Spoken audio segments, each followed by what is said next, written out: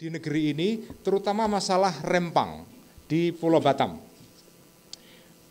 Kita sudah mengemukakan sikap ini atau pernyataan mengenai isu ini di dalam konferensi pers kita beberapa waktu yang lalu, tapi saya ingin mengulang beberapa poin penting. Pertama, sikap kita adalah dalam situasi atau dalam isu rempang ini adalah pertama, penggunaan pendekatan keamanan dan kekerasan dalam sengketa tanah rakyat haruslah dihentikan. Kedua, pertumbuhan ekonomi dan peningkatan investasi tidak boleh dicapai, karena kita sebagai negara butuh investasi, tidak boleh dicapai dengan melanggar hak-hak rakyat kecil. Pada akhirnya pembangunan adalah sarana saja, yang menjadi tujuan adalah manusia itu sendiri, karena itu kemaslahatan manusia haruslah menjadi pertimbangan pokok. Ketiga, mendorong kepada semua pihak untuk cooling down, baik pihak pemerintah maupun masyarakat, sementara itu pemerintah haruslah mendengar aspirasi rakyat dengan sebaik-baiknya sehingga kepentingan investasi dan pada akhirnya tidak mengorbankan hak-hak rakyat kecil. Terakhir, ini adalah himbauan kita, mengajak rakyat di Rempang untuk bersabar dan terus berdoa kepada Allah Subhanahu wa taala agar bisa dicapai solusi terbaik dan membawa kemaslahatan bagi semua pihak, terutama pihak masyarakat.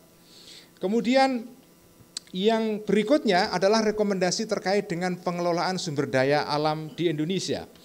Secara ringkas, rekomendasi kita adalah bahwa ada masalah yang serius di dalam pengelolaan sumber daya alam kita. Pengelolaan sumber daya alam kita dilaksanakan dengan cara yang mengabaikan aspirasi-aspirasi publik dan masyarakat. Karena itu PBNU mendorong agar pemerintah dan pihak-pihak yang lain berusaha mencapai konsensus nasional di dalam pengelolaan sumber daya alam. Konsensus ini harus melibatkan semua pihak di dalam menentukan arah kebijakan yang adil dan bermaslahat bagi semua pihak. Tidak boleh pengelolaan sumber daya alam hanya didikte oleh satu kelompok saja, terutama kelompok yang menjadi penguasa modal.